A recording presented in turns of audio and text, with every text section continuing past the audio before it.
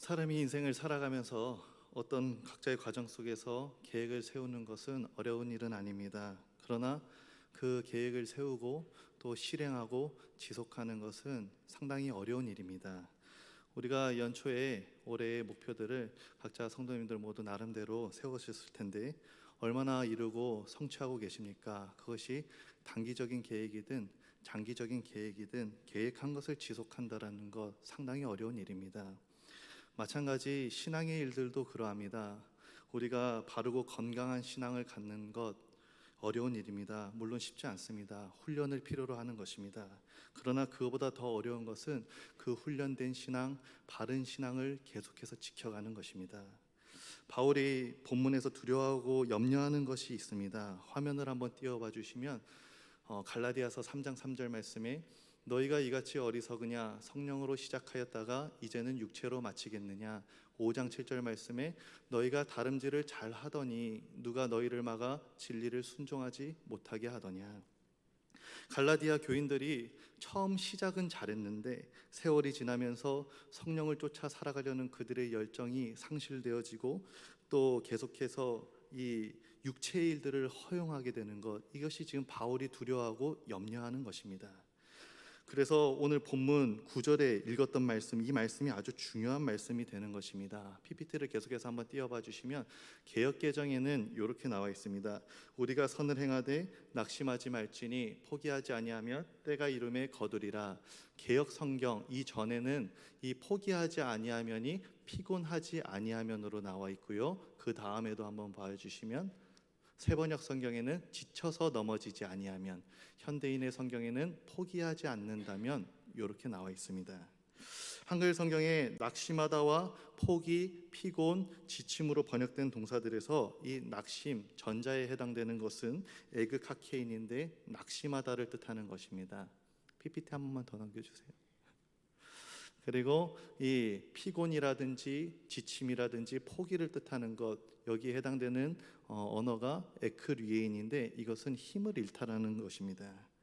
그러니까 이게 복잡한 말로 드리는 것 같지만 쉽게 얘기 드리면 인간이 열매를 거두지 못하고 때가 와도 거둠이 없은 그 이유는 무엇이냐면 낙심했고 피곤하고 지쳤고 포기했기 때문이라는 것입니다. 포기했기 때문에 거두는 것이 없다라는 것이죠. 무엇인가 내가 많이 있어야 열매를 거두는 것이 아닙니다.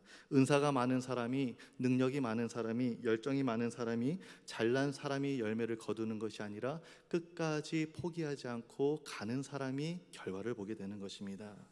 진득하게 한 자리, 자신의 자리를 지키는 사람, 변사 없이 끝까지 사명의 자리에서 충성 순종하는 사람, 어떤 하나의 일 가지고 한 해 만에 일희일비하는 것이 아니라 굳은 심지를 가지고 가는 사람, 그런 사람이 바로 열매를 거두게 되는 것이지요.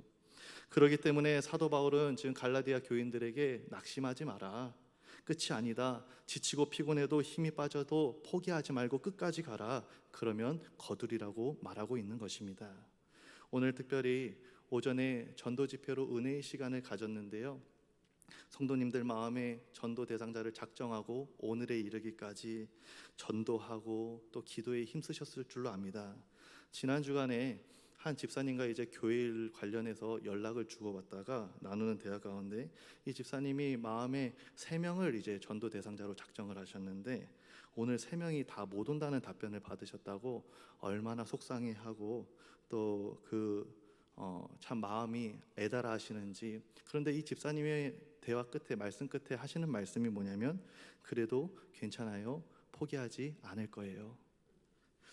오늘 혹시 작정한 대상자가 나오지 않으셔서 많이 낙심 가운데 계십니까?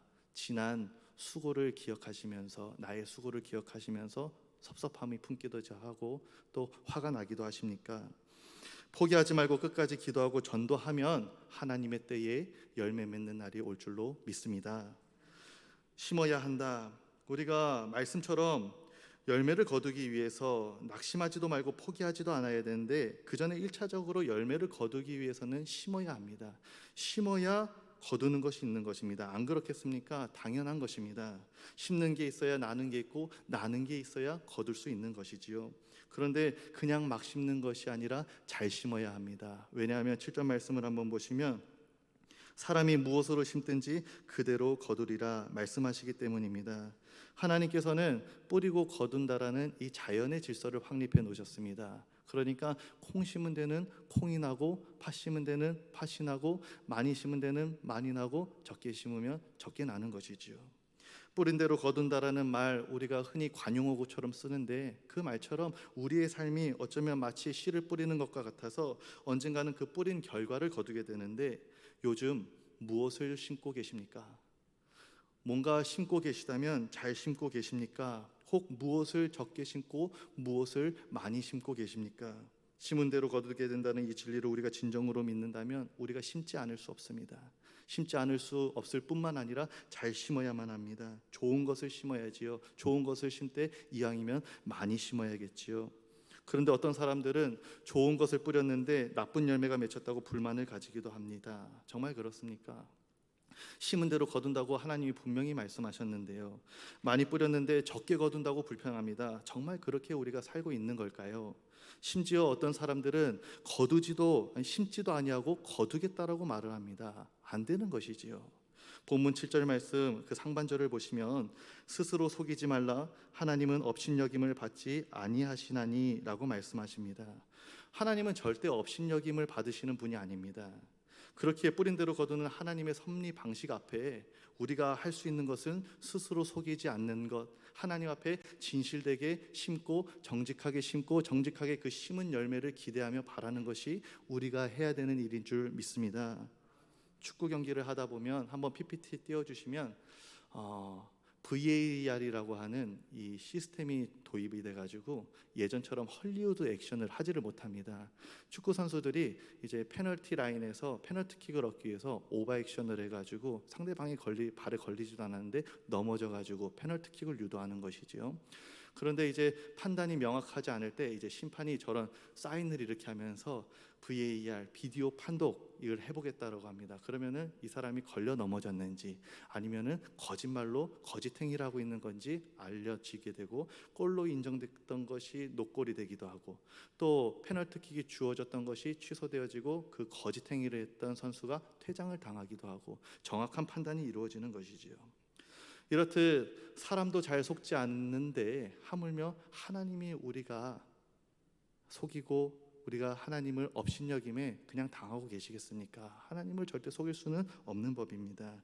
그러므로 우리가 스스로 속이지 말아야 합니다. 스스로 자신을 속이지 말고 하나님을 업신여기지 말고 오늘 우리들은 이 말씀 앞에 심은 대로 거둔다라는 말씀 이 진리를 마음판에 깊이 새김으로 제대로 심으면서 살아갈 수 있어야겠습니다.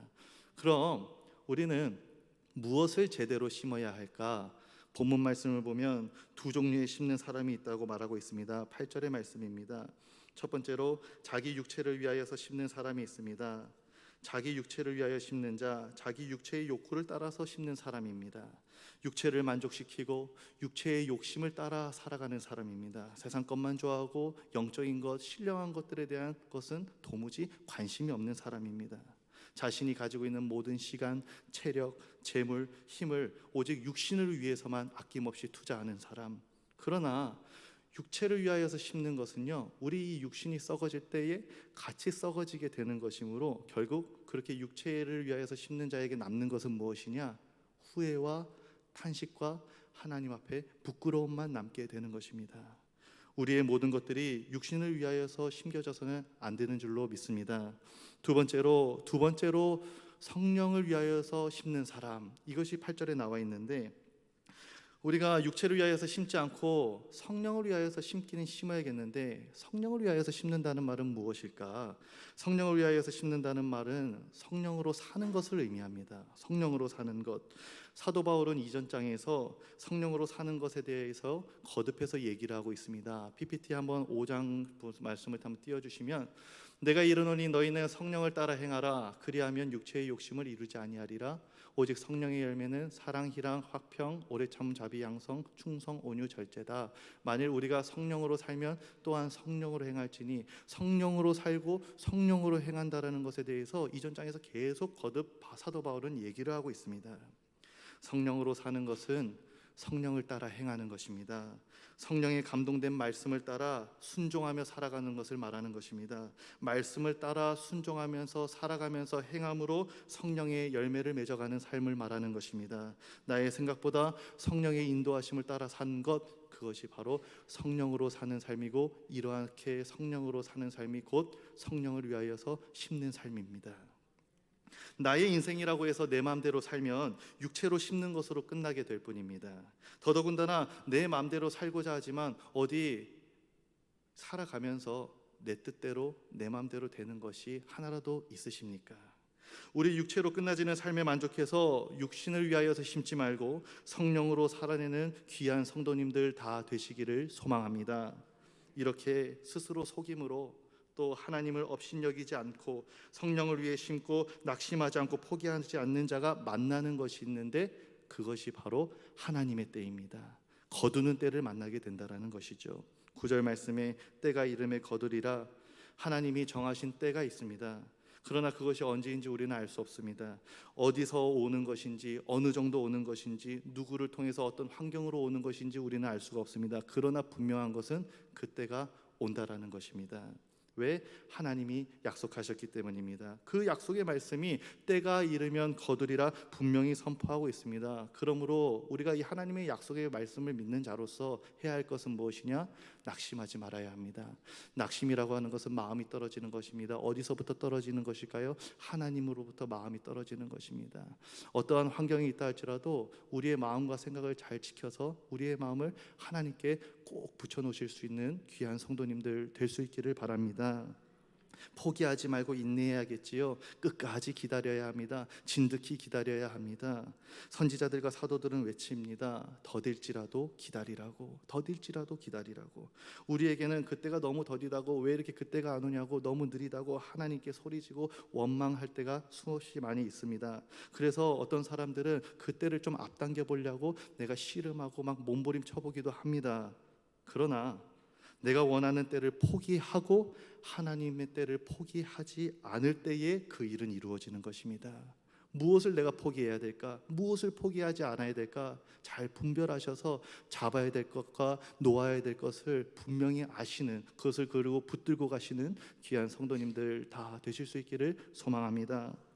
반드시 되는 이유는 하나님이 반드시 도와주시겠다고 약속하셨고, 인도하신다고 약속하셨고, 열매 맺게 하신다고 약속하셨고, 거두게 하실 것이라고 약속하셨기 때문입니다. 이 약속이 있기 때문에 우리가 오늘도 믿음으로 살 수 있고, 내일도 믿음으로 살 수 있고, 오늘 주일을 지나고 이 한 주간도 믿음으로 살 수 있고, 올해도 내년도 믿음으로 살 수 있게 되는 것입니다. 믿음으로 사실 수 있기를 바랍니다. 우리는 다 믿음의 사람들 아닙니까? 내 방법대로 되지 않는다고 낙심할 필요가 없습니다. 내가 기대하지 않았던 일이 일어나는 것도 하나님의 방법일 수 있습니다. 나의 방법이 아니고 하나님의 방법일 수 있다는 것입니다. 하나님은 내가 기대하지 않고 원하지도 않았지만 그 과정이 나의 인생 가운데 꼭 필요하기 때문에 그 과정을 꼭 필요로 하실 수 있다는 것을, 그 하나님의 주권을 우리가 인정할 때에 우리 삶 가운데 하나님이 일하시는 것을 우리는 눈으로 목도하게 되고 귀로 듣게 될 줄 믿습니다. 하나님은 하나님의 방법이 나름대로 있으신 겁니다. 우리의 방법대로 살아가려고 하고 필요할 때만 하나님을 무슨 소원 램프를 비는 것처럼 한다고 한다면 우리가 하나님을 뭐하러 믿습니까? 우리가 하나님을 믿는 사람의 모습이 아닌 것이지요. 내 방법대로 되지 않는다고 실망하지 말아야죠. 아까도 말씀드렸지만 확실한 것은 무엇이냐? 하나님께서 우리를 포기하지 않으시기에 하나님의 때에 하나님의 방법으로 결실을 맺어주실 것이라는 것입니다. 사랑하는 성도님들, 하나님의 약속은 반드시 이루어집니다. 우리의 삶, 가정, 자녀들의 앞날, 일터, 교회 가운데에 하나님의 약속은 분명히 이루어집니다. 이 약속 붙들고 낙심하지 마시고 끝까지 포기하지 않는 믿음으로 달려가셔서 반드시 이 하나님의 때, 거두는 때를 만나시는 우리 청함의 모든 성도님들 되시기를 소망합니다. 기도하겠습니다. 하나님, 주일에 이른 새벽부터 지금까지 예배로 주의 몸된 교회를 섬기는 일들로 지내게 하심에 감사를 드립니다. 우리가 살아가면서 꼭 하나님의 때에 하나님의 일하심을 경험할 수 있기를 원합니다. 힘들지만 믿음으로 살고자 하는 모든 성도들 삶을 지켜주시고 인도하여 주시옵소서. 특별히 우리 교회를 향한 하나님의 뜻과 주신 영적 비전과 사명을 끝까지 감당하는 교회, 그 교회 우리 교회 되게 하여 주시옵소서. 예수님 이름으로 기도드리옵나이다. 아멘.